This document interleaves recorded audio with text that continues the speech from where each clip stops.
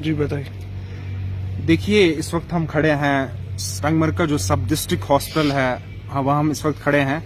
मैं आज तकरीबन 1 महीने को मैंने पूरे ऑब्जर्व किया इस हॉस्पिटल में। मैं बार बार यहाँ आया, मैंने तकरीबन 10 राउंड्स इस हॉस्पिटल के लगाए हैं। मैंने बार बार यहाँ देखा कि क्या डॉक्टर्स आते हैं, वो भी मैंने चेक किया, क्या पैरामेडिकल स्टाफ आता है वो भी मैंने चेक किया। 1 महीने के बाद जब मैंने बार बार यहाँ आया, मैंने विजिट्स की, तो मुझे ये मालूम हुआ और ये मैंने हकीकत यहाँ ग्राउंड रियलिटी देखी कि यहाँ वाकई अगर किसी चीज की जरूरत है इस वक्त आवाम को, वो है अपग्रेडेशन की जरूरत। इस हॉस्पिटल को अपग्रेड करने की बहुत ज्यादा जरूरत है, क्योंकि इसका एरिया बहुत ज्यादा है और गुलमर्ग भी इसके साथ मुसल्लिक है। यानी कि गुलमर्ग का जो इतना फ्लो आता है टूरिज्म का, या इस फील्ड के साथ जो वाबस्ता लोग हैं वो इसी जगह के रहने वाले लोग हैं, तो उनके लिए एक बड़ा हॉस्पिटल होना चाहिए। तो मेरी गुजारिश सबसे पहले यही रहेगी कि इस हॉस्पिटल को अपग्रेड किया जाए। यहाँ अगर 10 डॉक्टर्स आ जाएं तो यहाँ 20 डॉक्टर्स की जरूरत है, अगर 20 है तो 40 की जरूरत है। पैरामेडिकल स्टाफ यहाँ बहुत कम है, लैब टेक्नीशियंस बहुत कम है, यहाँ सोनोलॉजिस्ट हमारे यहाँ है ही नहीं।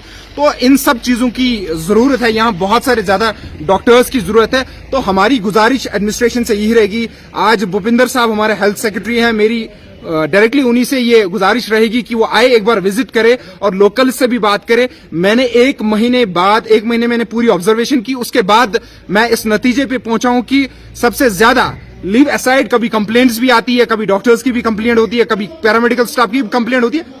दैट इज डिफरेंट, लेकिन मुझे इस वक्त उधर नहीं जाना है।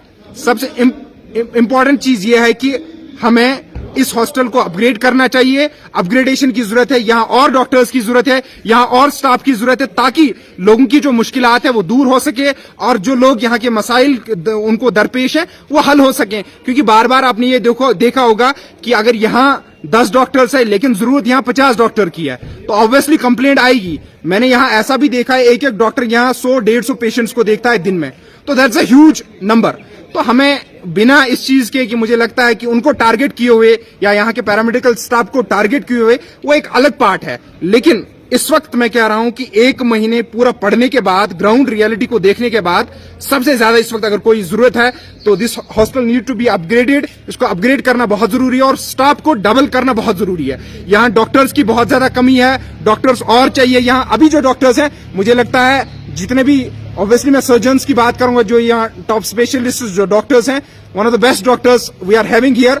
मुझे उनसे कोई गिला नहीं है, कोई कंप्लेन नहीं है, लेकिन एक चीज जरूर मैं कहना चाहूंगा कि उनके पास वो बहुत कम है, बेचारे, नंबर उनका बहुत कम है।